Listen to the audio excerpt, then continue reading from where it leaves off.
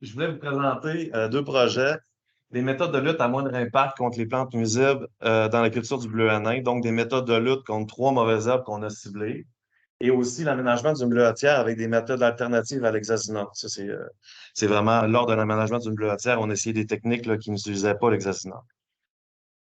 Alors, ces deux projets qui visent évidemment à réduire les pesticides, mais particulièrement dans ce cas-ci, les herbicides dans les bleuetières. C'était des projets de 3 ans mais qui se sont terminés là, comme en février là, 2023. Là. Donc, on a eu 3 années de terrain, là, 2020, 2021, 2022. Financement du MAPAC avec le programme Prime Vert, là, essentiellement là, pour les deux projets.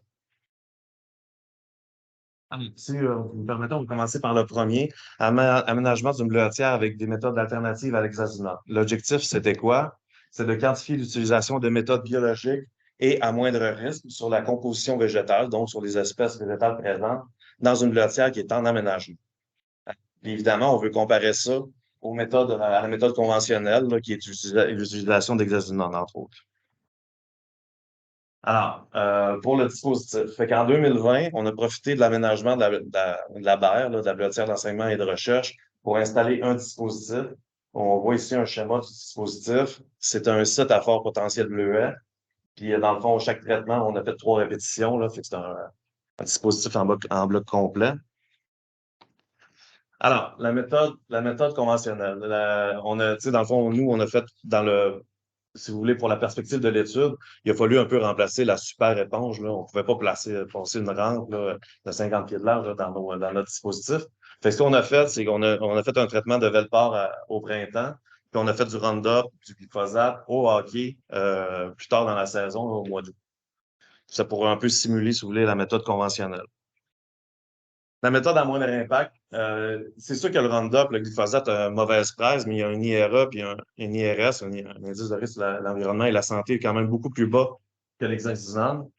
Donc, la méthode à moindre impact qu'on a choisie, c'est simplement 2 passages de hockey au Roundup. Ensuite, la méthode biologique, évidemment, sans surprise, on a fait de l'arrachage manuel. Alors, vous voyez tout de suite qu'on s'est lancé dans quelque chose. Les données qu'on recueillait. Alors, recouvrement des mauvaises herbes, recouvrement des bleuetiers.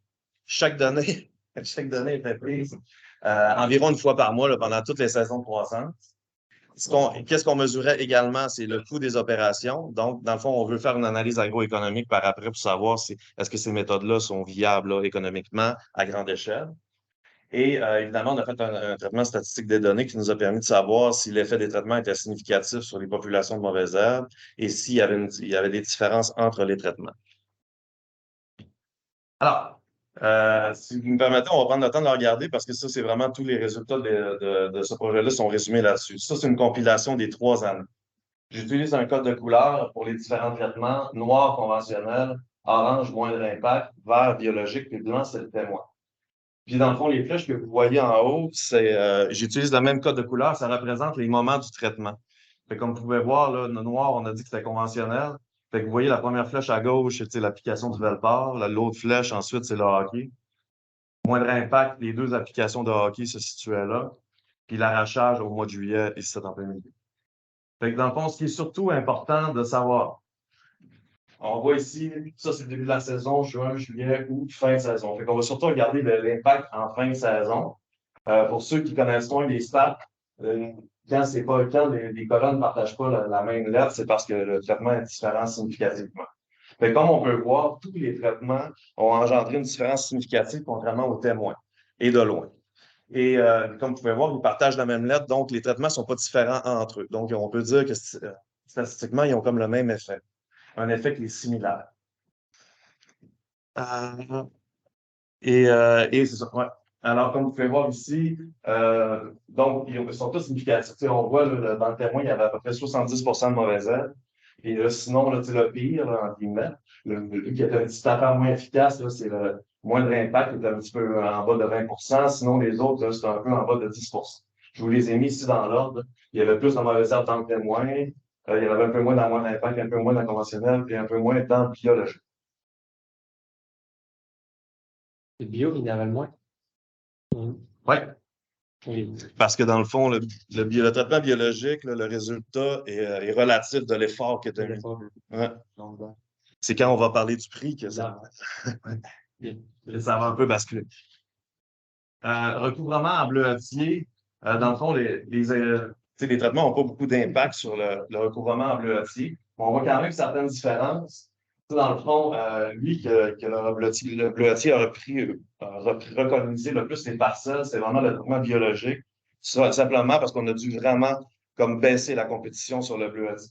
Fait que dans le fond, disponibilité des nutriments, disponibilité de la lumière et disponibilité de l'eau. Puis dans le fond, on voit que le traitement a moins d'impact. Je vais vous montrer des photos tantôt. Moins d'impact, je ne veux pas, on laisse un peu de compétition sur place. Et aussi, on essayait d'aller chercher avec notre hockey quand même un peu le Carnia qui était plus bas, tout ça. Fait que peut-être qu'on a légèrement, mais légèrement parce qu'on faisait vraiment attention, on a peut-être légèrement un petit peu touché au bleuetier. C'est pour expliquer aussi là, pourquoi que, dans le fond, le moins d'impact, ça rapproche plus du témoin au niveau du recouvrement en bleuetier. C'est l'automation là-dessus. Fait que, comme je vous ai dit, biologique, c'est là que le bleuetier avait plus repris, ensuite conventionnel, ensuite moins d'impact, ensuite le témoin. Bon, si on regarde les coûts maintenant. C'est sûr que moi, dans le fond, comme je disais depuis tantôt, on utilise le A-Kit. Fait que c'est sûr que quelqu'un qui voudrait peut-être y aller plus de façon qu'est-ce qui est utilisé dans le bleuetière, on parlerait plus d'une rampe avec une super éponge. C'est sûr que ça changerait les prix parce que moi, c'est sûr que le hockey, là, une application là, à l'hectare, ça revient à 700 pièces.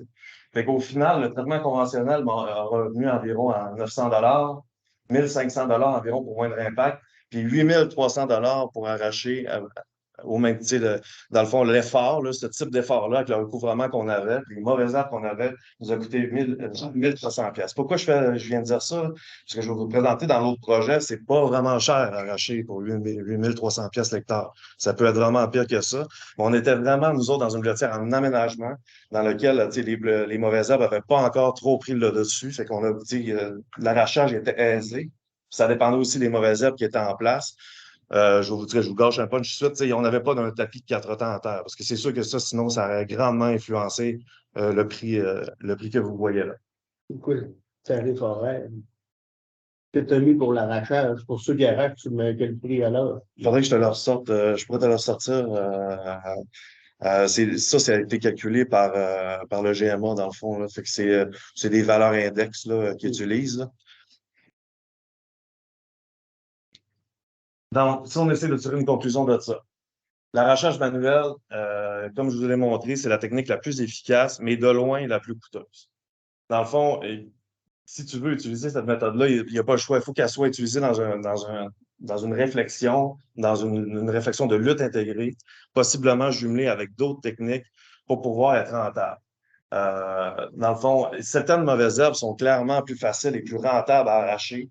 Les mauvaises herbes hautes, entre autres, la comptonique, les peupliers. Nous autres, on avait des cerisiers, des choses comme ça. Fait que, ça s'arrache bien. Mais c'est sûr que, comme je vous ai dit, un tapis de 4 temps qu'il faut aller déterrer, ça, on parle d'une autre game. Fait que c'est ça, comme je disais, l'arrachage, il va vraiment falloir qu'on le combine avec des méthodes, puis peut-être il faut aller vers des méthodes. Tu sais, demander, il faut être à l'affût, aller vers des méthodes plus avant-gardistes. Certains bioherbicides pourraient être testés aussi. Alors, tu sais, l'intérêt de ces études-là, là, c'est vraiment de mettre en lumière qu'on n'a pas fini de travailler. Il faut vraiment rester à l'affût, continuer de faire des études comme ça, puis d'être à l'affût des nouvelles techniques, des nouveaux produits. Comment tu dis ça? On va attendre à la fin, OK?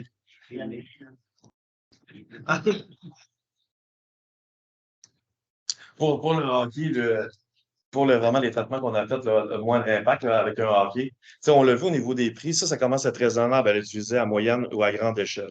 Mais pour un producteur qui n'est pas biologique, mais qui veut réduire son impact environnemental, ça pourrait être une bonne idée. Puis pour diminuer les coûts, mettons qu'il y a une problématique plus ou moins importante de mauvaises herbes, de passer la rampe normalement de Roundup, comme les producteurs font, et d'après ça, d'aller faire des petites retouches au hockey dans les zones qui sont le plus affectées. Le hockey nous permet quand même d'aller badigeonner. On ne fait pas juste toucher la tête, on va vraiment aller chercher comme le bas du feuillage, le dessous du feuillage. Puis ça te permet aussi d'aller pogner le carnia, là, qui souvent est plus bas que le bleuet. Alors c'est ça. Moi, je pense qu'il y a vraiment quelque chose à faire avec cette technique-là. Puis ça permet quand même de réduire là, l'impact environnemental, contrairement à l'utilisation d'exhaustants. Puis aussi, comme je vous ai dit, il faut être à l'affût des nouvelles technologies. On entend beaucoup parler du désherbage électrique en ce moment. Ça reste à démontrer. Il y a une initiative, d'ailleurs, qui va avoir lieu, qui va commencer cet été, un projet qui va plus mesurer ça. Pour les mauvaises herbes qui dépassent le bleuet, ça pourrait être intéressant, là, comme par exemple la Comptony. Alors ça reste à voir. Donc, vraiment, tu sais, être à l'affût, connaître nos problématiques, puis d'être à l'affût, c'est vraiment une clé là, pour résoudre ces problématiques-là. Je sais que vous aimez les photos, absolument, peut-être que vous ne verrez pas bien, mais en tout cas, c'était juste pour vous montrer. Ça, c'est à la fin du projet. En A, là, c'est la méthode conventionnelle. En B, vous voyez le moindre impact. Ce que vous voyez essentiellement, c'est le camion qui a repoussé. Fait que c'est ça qui a influencé. Méthode biologique, l'arrachage, c'est, on dirait une parcelle à l'exosome, là. Il n'y a plus rien. Ce que ça a fait, par exemple, ça crée peut-être des petits trouées. Puis vous voyez, si on avait, ça c'est le témoin, fait que ça c'est dans le fond la bleuetière en aménagement, qu'il y a rien, après le broyage de finition, il n'y a rien qui a été fait. Fait que ça ressemble à ça. C'est 1 mètre de haut, des peupliers, de la comptonie, des cerisiers, du calmia. Fait qu'essentiellement, c'est ça. Alors, l'autre projet, c'est les méthodes de lutte à moindre impact contre les plantes nuisibles. 3 plantes nuisibles qu'on a identifiées dans les bleuetières. Le quatre-temps, la comptonie, ben, vous voyez les symboles. Ça, c'est les symboles que je vais utiliser tout le long là, de ma présentation. La comptonie et le calmia à feuillet 3. Alors, l'objectif du projet, c'est qu'on veut quantifier, dans le fond, l'effet des différentes méthodes de lutte sur le recouvrement des mauvaises herbes, mais aussi sur le recouvrement et les rendements du bleuetier. Les rendements ne sont pas présentés là, je vous expliquerai pourquoi tantôt. Puis on veut aussi, comme l'un l'autre, on veut évaluer la faisabilité économique, on veut savoir si ces techniques-là pourraient être appliquées à grande échelle. Alors, pour chaque mauvaise herbe, pour les 3 mauvaises herbes que je vous ai parlé, à chaque année, on a installé un dispositif comme ça qu'on suivait à plusieurs moments dans la saison, puis on y retournait 1 an plus tard pour prendre les mesures. Ça nous a permis de compiler ça ensuite. Vous voyez ici un dispositif à bloc complet, 3 répétitions comme tantôt. Alors, vous voyez les mauvaises herbes qu'on a choisis. Les traitements qu'on a choisis pour le cornouiller, on voulait absolument, pour comparer à la méthode conventionnelle qui est le Spartan, on voulait absolument essayer le BioLink, un bioherbicide que vous avez sûrement entendu parler. Et on a essayé l'arrachage manuel parce qu'on est fou un peu. Pour la comptonie, on avait fait des études préliminaires d'arrachage qui avaient donné des bons résultats, mais on avait aussi essayé l'effeuillage, c'est-à-dire avec un gant de cuir, tu fais juste passer puis enlever. Puis ça se fait vraiment bien. Fait qu'on savait que ça allait coûter moins cher de faire ça. Puis on avait eu des bons résultats. Fait qu'on a décidé de le mettre dans le projet, comparé à la méthode conventionnelle qui est l'Angénia, le Banvel anciennement. Le calmia, ça a été un peu plus difficile. On voulait l'effeuiller arraché, là, parce que lui, quand tu essaies de l'effeuiller, en fait, tu l'arraches. Mais puis on voulait aussi mettre le vinaigre. Mais à ce moment-là, il y avait eu on était comme en 2 homologations de vinaigre, là, fait qu'on nous a pas permis de faire de l'injection de vinaigre. Mais on aurait aimé ça vraiment le mettre. Fait que c'est pour ça que c'est le point le moins fort dans mon étude. Moi, j'aurais aimé ça pouvoir avoir un autre traitement. Mais à ce moment-là, là, compte tenu qu'il n'était pas homologué, on nous a pas donné la permission de le faire. Puis dans le fond, chacun que je vous ai parlé a son témoin afin de se comparer. Puis je tiens à attirer votre attention, il y en a comme l'arrachage des feuillages, la compagnie, on le fait en production. Ça nous permet d'avoir, parce que sinon c'est plus compliqué, c'est plus. Tu sais, dans le fond, en production, la mauvaise herbe est grosse, elle est lignifiée, elle s'arrache bien. Fait que c'est pour ça qu'on a choisi ça. Même chose pour le carnia. Sinon, évidemment, là, pour le cornouiller, là, tout se passe en végétation. Alors, si on regarde les résultats pour le cornouiller, vous voyez, je vous ai mis le petit symbole en haut. Ce qui est intéressant de regarder, si vous voyez ça, c'est les dates qu'on a pu les donner avant le traitement. Le traitement est représenté par la flèche que vous voyez là.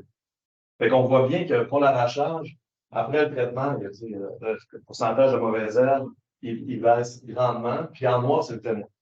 Fait qu'on voit vraiment, tu sais, on voit d'ailleurs au niveau des lettres là, qui sont mises là, c'est clairement il y a une différence significative.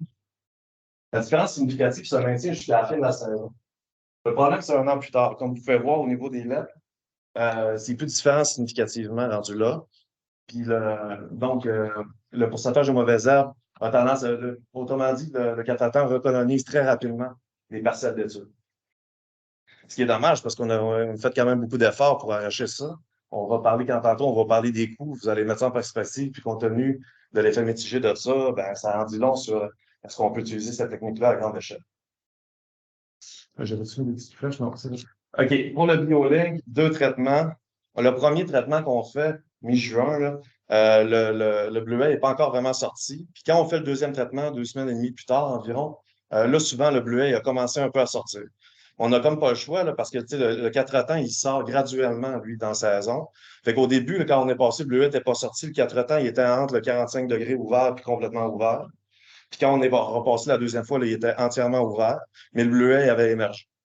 Fait que là, c'est sûr tantôt, on va regarder le mouvement du bleuet. C'est sûr qu'on a nuit un peu au bleuet en faisant ça, mais on le savait, tu sais, on le savait qu'il fallait au moins faire ça pour pallier au fait que le 4 temps, il sort graduellement.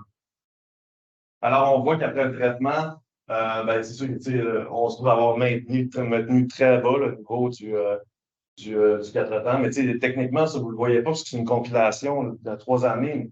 Techniquement, quand on passe le 4 temps, c'est 0%. Il est mort. Là.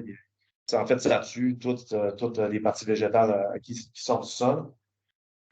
Alors, ça, il tombe à 0. Mais tu sais, ça, quand tu fais une moyenne des différentes années, puis que nous autres, on y retourne 2 semaines après, il est déjà revenu. Tu sais. Fait qu'on voit ici, puis on voit qu'au début, tu sais, même là, la différence n'était pas significative. En plein quart d'été, là, compte tenu que le témoin, lui, il continue là, à pousser, il y avait une différence significative. Là. Mais déjà, à la fin de la saison, le 4 temps revenait dans nos parcelles. La différence était déjà plus significative. Quoique elle était grande, mais elle était plus significative. Ça, c'est pourquoi, vous allez me dire pourquoi d'avoir 70%, 40%, puis c'est pas significatif. Ouais, mais c'est parce qu'il y a une grande variabilité dans les données. Fait que ça l'amène le fait que l'analyse statistique, elle peut pas sortir, elle peut pas nous dire que c'est différent significativement. Mais on voit qu'il y a clairement une tendance. Mais le problème, c'est surtout ici, 1 an plus tard. Comme vous pouvez voir, 1 an plus tard, le 4 temps, encore une fois, est revenu dans les parcelles. Il y en a même plus dans nos parcelles que dans les parcelles témoins. Mais ça, il n'y a pas de différence significative. Fait on peut dire, grosso modo, qu'on était revenu au stade initial. Bon, le Spartan, c'est vraiment pour comparer à la méthode conventionnelle. On ne s'étalera pas trop là-dessus, mais comme vous pouvez voir, le Spartan, il y a un impact, mais lui aussi, 1 an plus tard, il n'y a pas de différence significative. Alors, pour les autres mauvaises herbes, je ne vous le présenterai pas parce qu'on n'a pas eu d'impact sur le bleuetier. Mais lui, c'est important de vous le montrer à cause du BioLink. Évidemment, le BioLink, la deuxième fois qu'on a passé, on a pas mis le bleuet aussi. Le bleuet, il a passé de 30% à 15%. Mais la question, c'est est-ce qu'on nuit à long terme, genre au bleuet, en passant le BioLink? Puis comme vous pouvez voir, des mesures 1 an plus tard, non seulement il n'y a pas de différence significative, mais en plus, vous voyez, là, on se trouve à dépasser le témoin. Fait qu'autrement dit, on ne semble pas avoir de problème d'utiliser le BioLink à plus long terme. C'est ce que je vais vous montrer. Regardez, c'est ça, quand on passe le BioLink, ça ressemble à ça. On voit ici là, que le bleuet avait commencé à sortir à travers. Si on le voit ici, ça coupe au couteau. Là, ça, on avait passé. Ça, c'est quand on passait, on allait pour faire notre deuxième passe. Ça, c'est une parcelle d'arrachage. Comme vous pouvez voir, on voit les trouées là, que ça avait fait. Pour la compte-tenue maintenant. La compte-tenue, c'est plus facile à visualiser. Là. On va parler de l'arrachage et de l'effeuillage en même temps parce qu'essentiellement, ça a donné les mêmes résultats. C'est juste qu'il y en a un qui est plus rapide à faire que l'autre. Comme vous pouvez voir, là, la flèche représente le moment où on a fait le traitement. Comme vous pouvez voir, c'est drastique là, de la mauvaise herbe. Quand on a passé, c'est sûr qu'on l'a arraché. Ça, on était vraiment là, dans des parcelles. C'était pas des parcelles de bleuet, c'était des parcelles de Comptony qui avaient du bleuet sous couvert. T'sais. Fait que vraiment, ça donnait une bonne claque, ça arrivait moi. Comme vous pouvez voir, on l'a tout arraché. C'est sûr à la fin, ça revient très, très, très faiblement. Là. Il y a des petites pousses vertes au sol. Et ce qui est intéressant, c'est de regarder un an plus tard. Grosse différence significative, encore. Puis ça, je pense que je la viens plus tard, mais en fait, je peux vous le dire tout de suite. Ce que ça fait, c'est que la deuxième année, il y a comme une rosette qui se crée au sol, un peu comme une vie annuelle, un peu comme le nacre ou d'autres mauvaises herbes comme ça. Fait que dans le fond, la deuxième année, il y a peu de croissance aérienne, de sa partie aérienne. Fait que dans le fond, compte tenu, nous autres, je vous l'ai dit, ça, c'était en année de production. Fait que, ça pourrait donner un avantage l'année suivante en végétation, qu'il y a une nouvelle rotation. Ben là, ça va faire juste une rosette au sol, elle va peu prendre. Fait que peut-être ça pourrait donner un avantage sur le bleuet. Ça, ouais. Fait que ça, de l'arrachage des feuillages, un peu la même chose. Puis l'ingénieur, c'est surprenant. On voulait l'utiliser comme comme méthode conventionnelle, mais nous, on n'a vraiment eu aucun bon résultat avec l'ingénieur. Ouais. On était vraiment surpris. Possiblement que, tu sais, la fenêtre d'application est comme assez serrée, là, entre le 90% de défoliation, puis le moment, tu sais, puis que la compagnie son métabolisme soit encore actif, là, pour prendre la matière active. Fait que, moi, je soupçonne que ça a rapport avec ça. On était comme trop tard. Fait que la compagnie, elle bougeait plus rendue là. Sauf que si on l'avait fait plus tôt, on aurait créé des dommages au bleu. Puis ça, je pense que vous le savez pour d'autres méthodes là, comme les glyphosates d'automne, puis tout ça. Tu sais, les changements climatiques, tout ça vont rendre peut-être des fois cette fenêtre-là plus difficile à trouver. Fait que, ben, de toute façon, nous autres, c'était pas bien grave parce que tu sais, c'est un produit qui est recommandé, qui est homologué, il est supposé de fonctionner. Fait que nous autres, c'était pas bien grave si on n'était pas capable de le faire sortir dans notre étude. On a juste trouvé ça étrange un petit peu. Oh, les photos. Là, c'est sûr que c'est vraiment que vous ne voyez pas de là. La différence entre l'arrachage et l'épayage, c'est ça. On laisse des tiges. Les tiges, elles deviennent friables l'année suivante, ils cassent puis ils meurent. Fait qu'il n'y a rien qui repousse sur cette tige-là. Ça, c'est comme un peu la bonne nouvelle. Puis ça, c'était juste pour vous montrer là, le témoin. Là, c'était ça d'eau de Compagnie à 70% et plus. Et c'est surprenant, le bleuet en dessous, il pousse, en guillemets, bien, il est vert, il est sodo, mais il n'y a aucune production de fruits. Dans les trouées, il y a deux, trois fruits. T'sais, on voit qu'il pousse, quand il pousse sous couvert, le bleuet, là, il arrête carrément sa production. Pour le calmia, rapidement, lui, dans le fond, comme vous pouvez voir, là, à partir du moment où on l'a arraché et épayé, bien évidemment, ça fait baisser drastiquement le pourcentage de recouvrement dans les parcelles. Ce qui est le fun, c'est qu'un an plus tard, on semblait avoir toujours comme, c'est comme si que le calmia, il y avait une croissance, il était moins invasif, par exemple, que les deux autres mauvaises herbes que je vous ai parlé. Fait que, tu sais, dans le fond, on semble avoir un bon effet statistiquement différent, même un an plus tard. Ça, c'est ça qui est le fun. Bon, le Velpar, comme vous savez, là, c'est quand même assez efficace. Un an plus tard aussi, le Velpar, il y a une différence significative. Bon, c'est là. On va crever la poussette tout de suite. Les coûts, on va les regarder par colonne. Cornulier du Canada, Compagnie et Carnia, à la charge. On estime que ça pourrait coûter jusqu'à 50 000 par hectare pour arracher ce qu'on a fait. Fait que c'est une bonne blague, hein? Mais en fait, c'est vraiment, nous, on était, tu sais, c'est comme l'extrême là, que ça pourrait coûter, parce que nous autres, on avait 80% de recouvrement. C'était un tapis de 4 temps. Alors, on a vraiment essayé, tu sais, d'arracher des parties du rhizome sans nuire au bleuetier, faire attention au bleuetier, tasser les plants pour pas arracher le bleuetier. Fait que faire ça à deux, trois personnes, là, ça nous a pris un temps incroyable. Là. Sur juste 2 mètres par 4 mètres, là, ça nous prenait une heure ou deux. Tu sais. Fait que c'est sûr, mais ça à la grandeur de la bleuetière. Fait que c'est sûr que ça ne semble pas être une avenue possible là, quand tu as une grosse, grosse problématique d'arrachage, de cornouiller. Ce qui est intéressant ici, c'est de voir aussi le biolink. C'est sûr que, comme je vous l'ai dit, on en a parlé tantôt, le biolink, ça reste à voir l'effet à long terme. Mais quand même, si vous voulez parler de prix, environ 1500 pièces par hectare pour un passage. Fait que, tu sais, ça, on peut parler de techniques qui commencent à être plus réalistes à utiliser à grande échelle. Là, je vous passe les traitements conventionnels qui sont évidemment beaucoup, beaucoup plus bas. Compagnie voyageuse, comme vous pouvez voir, c'est déjà moins cher là, à arracher, comme je vous l'ai dit, simplement parce qu'il est plus facile à arracher. Puis quand nous, on l'arrachait en production, elle était unifiée, elle arrachait bien, on part avec une partie du raison, ça va bien. Alors, c'est pour ça que ça diminue d'à peu près de moitié le coût contrairement au cornouiller. On voit que les feuillets, ça coûte déjà moins cher. Pas la moitié, mais presque. Et aussi, le camion coûte assez cher parce que dans le fond, quand on passait en année, nous autres, on l'arrachait en production. Fait que le camion qui était poussé de l'année d'avant, lui, il est nidifié, il est sodo, on le voit bien, on l'arrache vite. Mais il y a des nouvelles pousses de l'année. Nous autres, on est allés les chercher, eux autres aussi. Mais là, tu sais, au début de la saison, tu peux les confondre un peu avec du bleudier. Il faut faire attention. OK, oui, ça, c'est bien du camion. Il faut l'identifier. Fait que ça prend du temps. Là. Fait que ça, on a trouvé, on s'attendait, nous, à arracher comme juste les plants de l'année d'avant, que, tu sais, après la fauche, là, de la végétation. On s'est rendu compte qu'il y avait des nouvelles pousses qui émergeaient. Fait que là, c'est ça qui a grandement nuit à notre efficacité. Puis, tu sais, ça, je tiens à dire, ces chiffres-là, -là, c'est pas des ouvriers à expérimenter, là, c'est mon équipe. Fait que c'est une équipe de bras cassés un peu. Mais disons qu'on a, J'exagère, mais disons qu'on n'est pas habitué à faire ça. C'est sûr qu'on n'allait pas sur un rythme qu'on se partait pour 2 hectares, là. Fait qu'on prenait notre temps, on travaillait, évidemment. Mais ça peut vous donner une idée de l'ampleur des coûts. C'est intéressant parce que c'est le genre de choses qui n'avaient pas vraiment été quantifiées. Fait que souvent, les gens, ils prennent ça pour acquis. Ça, c'est infaisable, ça se fait pas. Tu peux pas racheter ça à grande échelle. Mais oui, mais tu sais, c'est quoi concrètement les chiffres? Fait que là, au moins, on a une idée de ces chiffres-là. Donc, si on essaie d'émettre des conclusions face à tout ça. Je vous ai mis le symbole, là, pour le 4 temps.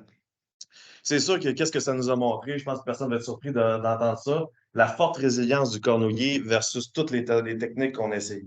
Et même la technique conventionnelle, là, on l'a vu un an plus tard, là, le Spartan ne semblait pas être particulièrement efficace non plus. Euh, L'arrachage, c'est clairement pas quelque chose qui est envisageable quand c'est une problématique qui est vraiment importante. Les traitements au Spartan et au BioLink, là, les deux, là, dans le fond, ça serait intéressant parce que, tu sais, comme on vient de parler, selon statistiquement, moi, j'avais plus d'effet un an plus tard. Fait que c'est sûr que ce qui serait intéressant de savoir, c'est l'utilisation à la longue sur plusieurs cycles de production. Là, je mets un peu le Spartan de côté, c'est surtout le BioLink qui nous intéresse aujourd'hui. Son utilisation sur plusieurs cycles de production, est-ce qu'à la longue, on pourrait réduire les réserves de la plante et fait que, dans le fond, que la colonie elle rend moins d'ampleur et que le bleuet prend le dessus? C'est ça qu'il faut démontrer. C'est ça qu'il faut continuer à travailler. Le seul problème, c'est que c'est possiblement que si on nuit de cette façon-là aux 4 temps, est-ce qu'on va nuire aussi aux réserves du bleuetier? Fait que c'est ça qu'il faut, la prochaine étude que moi qui m'intéresse, là, qu'il faudrait aller là-dedans. Euh, ouais, c'est pas mal ça que j'ai dit. Pour la comptonie, comme je vous l'ai dit, nous autres, on l'a arraché en année de récolte, carrément dans des colonies de comptonie dans lesquelles le bleuet poussait sous couvert. On a trouvé que c'était un moment propice pour l'arrachage, comme je vous ai dit. La grande taille fait que l'ouvrier peut passer rapidement pour les arracher. Et aussi, compte tenu qu'elle lignifie, quand tu tires, il y a carrément souvent un pouce de rhizome qui vient avec. Ça casse. Tu sais, au lieu de casser au collet, souvent, elle casse plus bas. Fait que ça nous permet d'avoir un plus grand impact.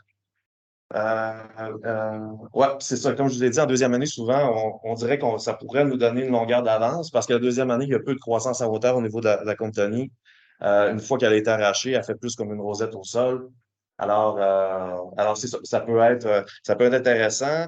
Puis comme je vous ai dit, il ne semble pas avoir grande différence entre l'arrachage et les feuillages.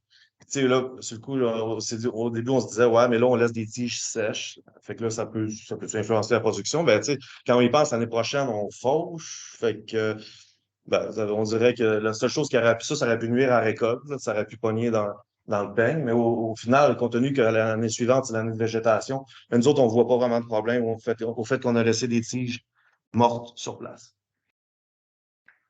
Alors, pour le Camia, comme je vous ai montré, les feuillages et le vert les deux ont fait une baisse de recouvrement qui était significative. La seule affaire, c'est que l'arrachage, c'est long et coûteux, là, à peu près 30 000 à l'hectare. Et puis le Velpar, comme on le sait, c'est pour ça qu'on est ici aujourd'hui, entre autres, ça cause des problèmes environnementaux. Donc ça, celle-là, c'est vraiment la mauvaise herbe, selon moi, ben, avec le 4 temps, mais pareil, elle qui est difficile à travailler, elle a vraiment une phénologie, une morphologie, puis un moment d'émergence qui est similaire au bleuetier. Fait que c'est sûr que, tu sais, ça la rend plus difficile à travailler parce qu'elle ressemble beaucoup à elle qu'on essaie de conserver, c'est-à-dire le bleuetier. Ça, je vous apprends rien, je le sais, mais donc, dans le fond, ce qu'il faut vraiment faire, c'est de continuer à réfléchir. Là, c'est là que le principe de lutte intégrée, bien connaître, tu sais, sa bleuetière, intervenir au bon moment, essayer des nouvelles techniques, être à l'affût des nouvelles choses. Alors, et c'est sûr qu'aujourd'hui, si vous pensez avoir vraiment une solution miracle, clé en main, prendre des notes là-dessus, ben, j'espère que vous n'êtes pas trop déçus. Mais l'important, c'est d'avancer dans ces connaissances-là. Puis je voulais finir évidemment en remerciant le MAPAC qui a financé ces projets-là. Puis on a justement un fier représentant aujourd'hui, puis qui a participé lui-même dans ces projets-là. Merci beaucoup, Pierre-Olivier, pour ton aide là-dedans. Hein, tu t'attendais pas à avoir un hommage. Merci aussi aux gestionnaires de la Blottière Centre de recherche, Corporation d'aménagement forestier Normandin et les gestionnaires. Merci à M. Jean Lafond d'AAC et tous les producteurs qui ont participé à ce projet. Et voilà.